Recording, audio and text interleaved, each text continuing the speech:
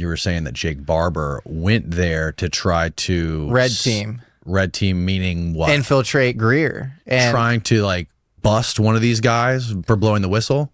Bust the whole organization, infiltrate the organization, and then become, you know, like the guy from Legacy who's feeding info back into Legacy UFO programs. How did you find this guy, Jake Barber? And I don't even know where to start with this guy. Can you explain how you met him and then how, like, what happened with him and where he came from, like his story? Yeah, so he was originally like a red team guy who was he was on the program. What does that mean? That means he was like meant to infiltrate like adversary groups and stuff. And so like he was like, you know, it's basically like security for the program. So he was part of the crash retrieval program. He was pipelined through Air Force Combat Control, which is a special the Air Force version of Special Forces. He didn't become Air Force Special Forces. At that point, he became kind of sheep dipped, if you know that term, in like intel circles or whatever, like erased. Like he became like, you know, director of operations for a helicopter company. And, you know, that was basically his title. But he was working with these, you know, prime contractors. You might be able to guess who they are. He doesn't reveal who they are exactly, but so he says he was working for these secret aerospace contractors. And I would imagine he's talking about companies that are like or similar to Battelle or any of these other ones, like Lockheed or something like that. Yeah, I don't know. You could guess. He didn't say. He said if you tried to guess two, you'd probably get them right on your first try. So I might have got those two right. Maybe. And so he's doing retrieval operations for them, and then on behalf of his employer, he goes to red team Stephen Greer. Stephen Greer was we were just talking about this. He was like the go-to guy for like any whistleblower in the government. Like he was the guy. The Disclosure Project was for the last 20 years. So he was trying to subvert Stephen Greer's whistleblowers. Trying to subvert, and in 2023, Stephen Greer held his like disclosure, you know, Congress thing or whatever. And he had done a version of this 2 decades prior in 2001, I think. And it was with a lot of really impressive, amazing whistleblowers. And unfortunately, it's kind of couched under the veneer of Stephen Greer, who has, you know, certain issues. Yeah. Personality. Every single respectable person in the UFO world, they all detest Stephen Greer. I don't know why. Yeah. I can imagine why. But I don't know if there's like any kind of like solid reason why they don't like him. I don't know the guy personally, and I've been trying to interview him for like a year through various go-betweens, and I've gotten a lot of like weird like ego and responses. And I don't know what the deal is. Yeah. So for anybody watching, I'll put you in touch with them. Oh, thanks, man. Appreciate it. That'd be awesome. Yeah. I'll trade you for Grush. That's not a fair trade, bro. I need somebody else. That's so funny. So like we're trading them these UFO people like Pokemon cards. Yeah, exactly. I gotta write you. It's Greer's like in the Pokemon. What would he be? Is he like a? Don't say it. I don't know. I know like there's collectibles. You got to catch them all. Which one would Greer be? Would he be the Charizard or what? Maybe it might be Charizard. I don't know. Okay. What's the big one that would puff out all that stinky gas? What's the most valuable Pokemon? Charizard, right? No, it's Mew. It's Mew. No, Mewtwo. Mewtwo. No, Mew is even more valuable than Mewtwo. Mewtwo, and then Mew is like the baby Mewtwo, I think. Oh, okay. I don't know. All right. Yeah, you got to if you're collecting these guys, you got to have Greer on your belt. Yeah, I know. Like you explained that to me, right? It up. He's one of the most legendary like OG UFO people. Totally. Right? You said he was like in the 90s, he was the only guy. He was like the only guy. But I mean, that's actually an important thing to correct. He was the only very public facing guy, and that's why he became who he is now. Mm-hmm. But I think he took a lot of his stuff from a guy named William Hamilton, who would write about these deep underground military bases, covert operations. And there was a lot of actually hard-headed research going on at the time, and he kind of shored it up and made it this more public thing. And it was interesting. It's an interesting origin story because I don't quite understand how he went from, he was a physician, and he just says he was an ER doctor. He was an ER doctor, and then he got super into UFOs. He said during one of his CE5 things, there was an Air Force spook or something there and saw the stuff he was doing and told the CIA guy, the head of the CIA, who then wanted to go to dinner with him. Yeah, it's super interesting. I mean, and again, I believe the Jake Barber account, and like it kind of comports with that, where it involves like trying to call stuff in, which is at that time you have this guy Albert Stubblebine, who also has connections with remote viewing at the time, and John Alexander, who's this long time kind of UFO historian, but he also debunks certain things, and he also clearly has deep government ties, also close with Bledsoe.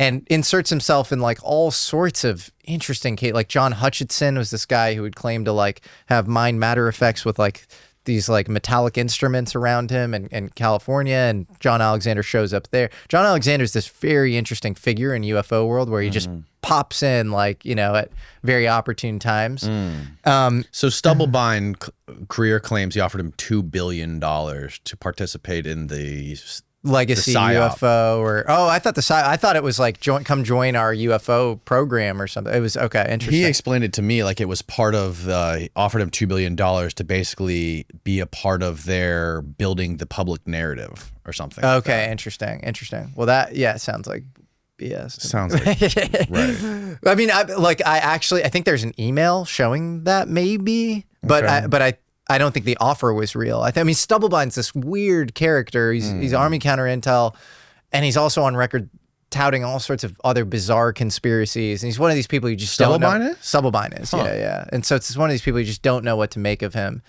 But they do insert themselves in Greer's life, and then Greer becomes the de facto guy. Where if you're on the inside and you're working at Lockheed or Northrop, or you're a CIA contractor or whatever, and you see some shit and you want the public to know, you go to Greer. And so the Disclosure Project archives are to this day probably like among the best UFO databases, treasure troves of pretty interesting contemporary information. And so you can't throw the baby out with the bathwater, as much as he's a very interesting kind of strange character. There's some ego there. He's easy to dismiss for sure. Yeah, and there's definitely some messianic vibe. Like it feels like he's, so he's the guy who's bringing the thing. It's like, come on, dude, it's everybody, Yeah, it is most people. Yeah, and this, it's just like there's also like a thing when somebody has all the answers to everything. Yep. There's a weird thing that happens there too. Yep. But, what were we talking? Oh, we were talking about Jake Barber. So Greer was hosting this thing where he had all these whistleblowers. He was providing an outlet for these whistleblowers to come out. And you were saying that Jake Barber went there to try to Red team meaning what? Infiltrate Greer, and trying to like bust one of these guys for blowing the whistle. Bust the whole organization, infiltrate the organization, and then become, like the guy from Legacy who's feeding info back into Legacy UFO programs from this important kind of vulnerability threat vector or whatever. Yeah. And so he's at this Congress or whatever, and his story is that Michael Herrera, do you know who that is? Yeah. He's a Marine who was in the Philippines, and he gets diverted with his unit of, I think, like 8 or 9 people to Indonesia.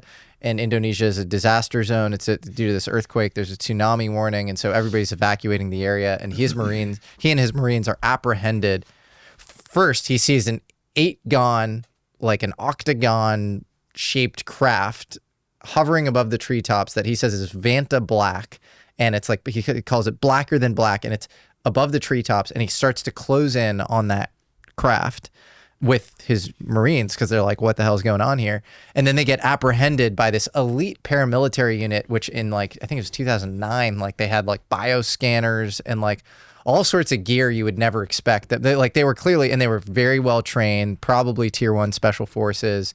And we're kind of running circles around these Marines, saying stuff like, it's easy to get lost in the woods, or it's easy to get lost in the jungle, Did these guys say they were part of any specific branch of the military, or did they have any badging on them? They had it was completely nondescript, but very advanced, according to Herrera.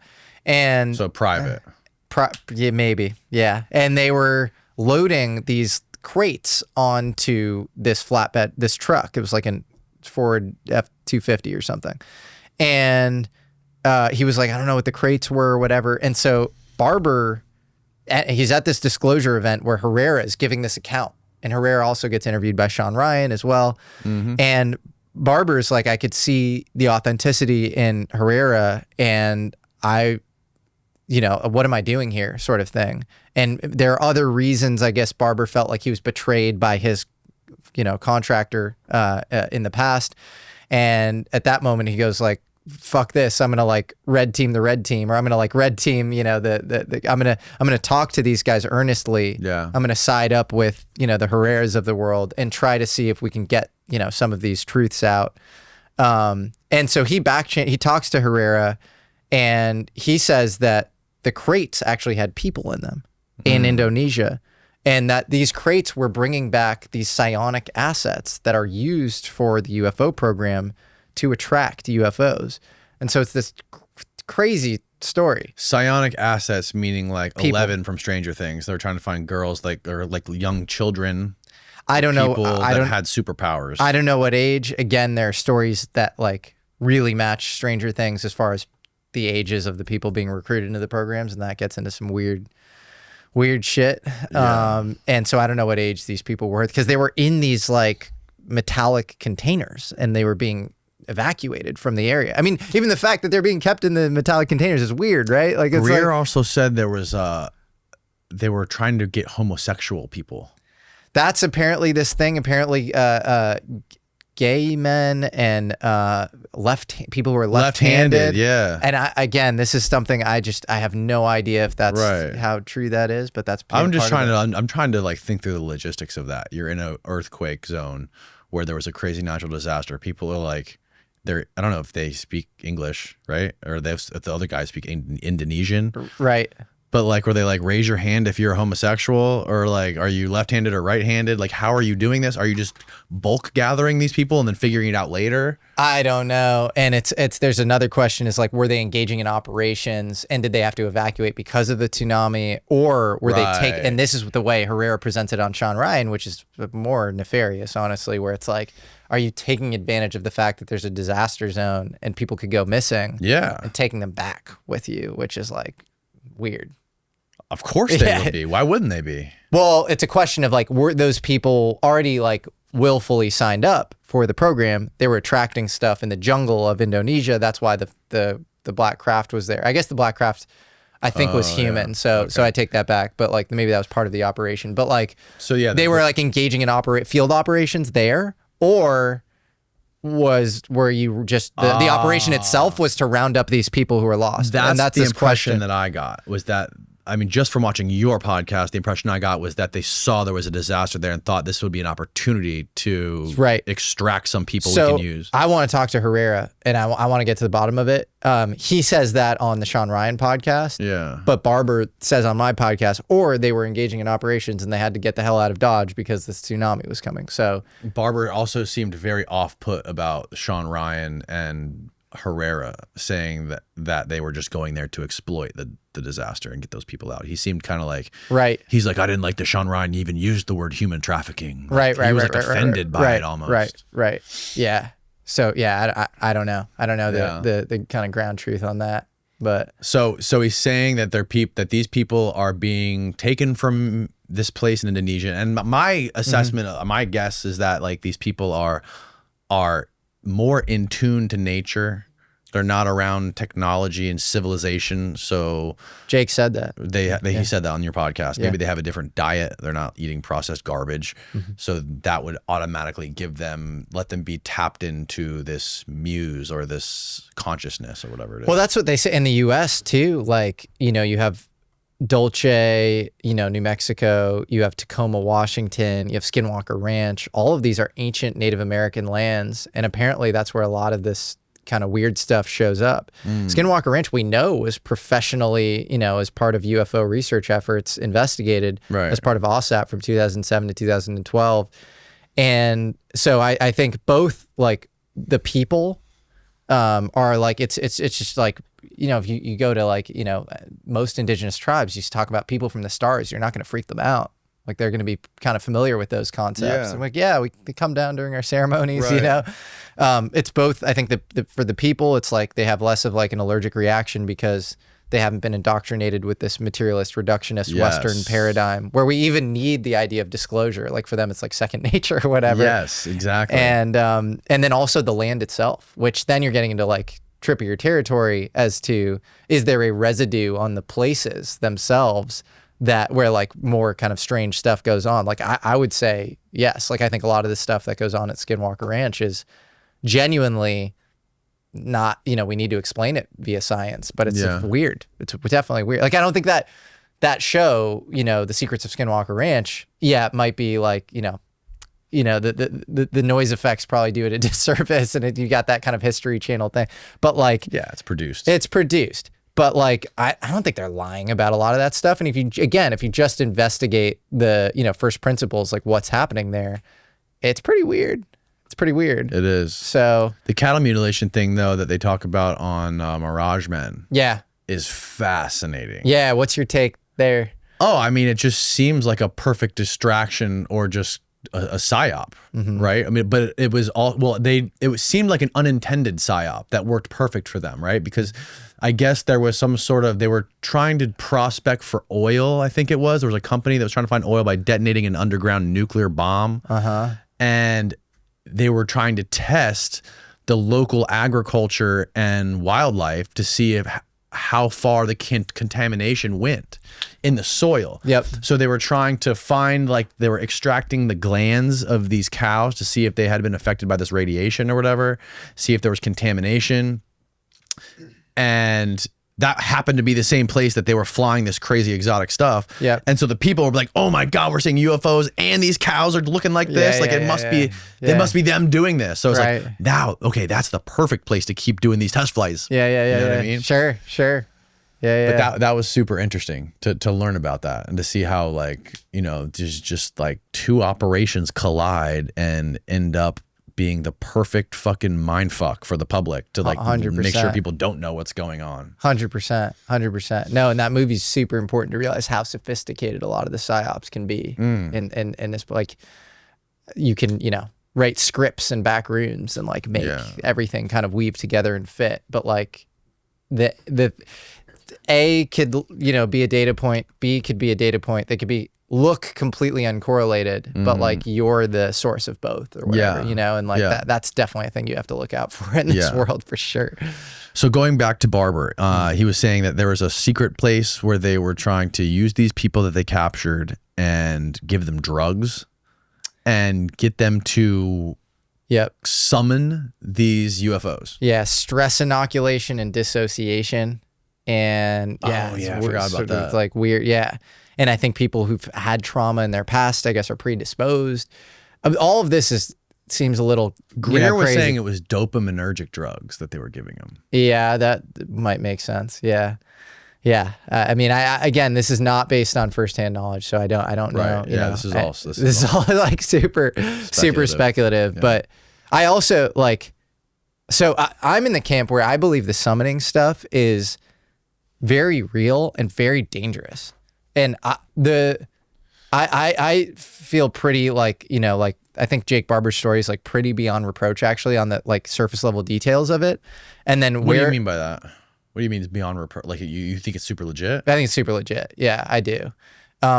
Where I get worried about what might be an after effect is this idea of like summoning things into your purview. I think that stuff's really real and I think it's dangerous.